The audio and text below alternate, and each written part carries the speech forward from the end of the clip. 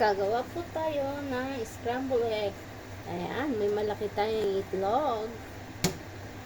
Tingnan natin kung ilan ang dilaw niya. Oh! Big goodie! Meron pa isang itlog sa loob. Ang laki pa man din ng kanyang itlog. Ayan, may isa pa siya. Wow! Ayan. Apat lang ating lulutuin. Lagyan natin ng soy sauce at mayonnaise. Scramble natin.